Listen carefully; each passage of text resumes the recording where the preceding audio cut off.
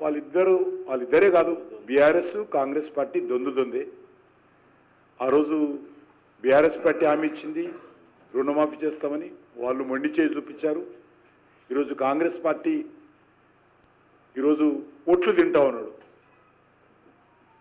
ఈరోజు తెలంగాణ ప్రజల మీద కాంగ్రెస్ పార్టీ ఇచ్చినటువంటి గ్యారంటీల మీద భస్మాసుర అస్తమి పెడతారు తప్ప ఏ గ్యారంటీ కానీ ఇచ్చినటువంటి 420 హామీలు కానీ ఏవి అమలు చేయరు. ఇది పక్కా నేను చెప్తా ఉన్నాను. ఎందుకంటే వాళ్ళ వ్యవహారం చూస్తూ ఉన్నాను. వాళ్ళు గత 4 నెలలుగా వాళ్ళ వ్యవహారము, వాళ్ళ మాటలు, వాళ్ళ పోకడలు చూసిన తర్వాత కాంగ్రెస్ పార్టీ ఏదో తెలంగాణ ఉద్ధరిస్తుంది, తెలంగాణకి ఏదో మేలు చేస్తుంది అనేటువంటి ఆలోచన ఎవరైనా పెట్టుకుంటే మనం మోసపోతాం. ఇప్పటికే మోసం చేసింది, గారడీలు చేస్తుంది కాంగ్రెస్ పార్టీ. ఈరోజు ఒట్లు పెట్టుకుంటే ఓట్లు పడవు. రేవంత్ రెడ్డి ఒట్లు పెట్టుకుంటే ఓట్లు పడవు.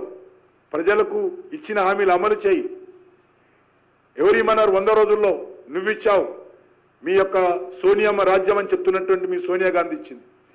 ప్రతి ఓటర్కు ఉత్తరం రాసింది సొంత దస్తఖత్తోటి. తెలంగాణలో ఉన్నటువంటి ఓటర్స్కు నా ప్రభుత్వం వస్తే 100 రోజుల్లో ఈ గ్యారెంటీలు అమలు చేస్తానని ఉత్తరం రాసింది. ఇంటింటికి పోయింది ఉత్తరం. ఇది దాచుకునే విషయం కాదు.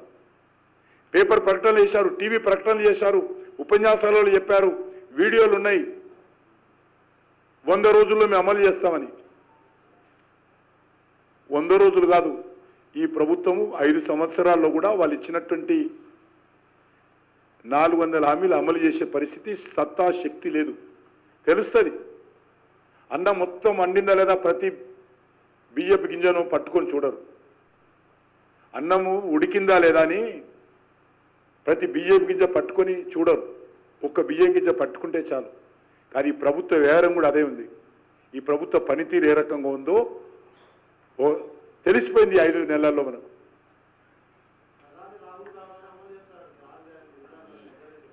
పాపం 2-3 విషయాలు చెప్పాడు నేను.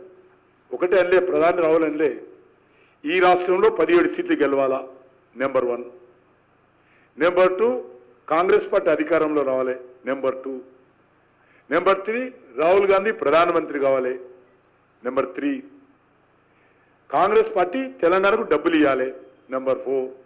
ఆ ఇచ్చిన డబ్బులతో అప్పుడు గ్యారెంటీలు అమలు చేయాలి. ఇది అయ్యే పైన పోయే పైన.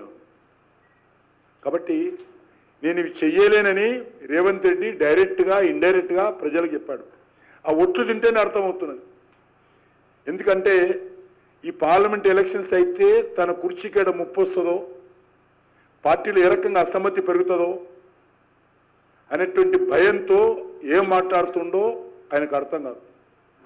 అందుకే ముందు హైకమాండ్ను దగ్గర చేసుకోవడం కోసం మొత్తం ఢిల్లీకి ఎలక్షన్స్ కోసం జరిపిస్తా ఉన్నాడు. ఇక్కడ కాదు, ఢిల్లీలో పోయి ఎక్కడ కట్టరండి. ఒక్కొక్కరిని పిలుస్తున్నారు, మాట్లాడుతున్నారు, ఢిల్లీలో కట్టరమని చెప్పేసి. ఢిల్లీలో జమ చేసిరా, లేకపోతే నీ సంగతి. 1 కాదు 2 కాదు, అనేక ఉదాహరణలు ఉన్నాయి ఢిల్లీలో జమ చేసినటువంటి వాళ్ళ సంగతి.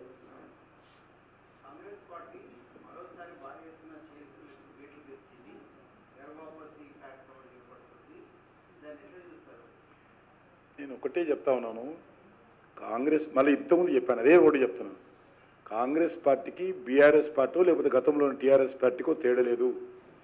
రాజశేఖర్ రెడ్డి ఉన్నన్ని రోజులు ఇదే కేసీఆర్ టీఆర్ఎస్ ఎమ్మెల్యేలందరూ కూడా కాంగ్రెస్ పంపాడా లేదా, పోయారా లేదా? ఎంతమంది వారు తెలుసు కదా.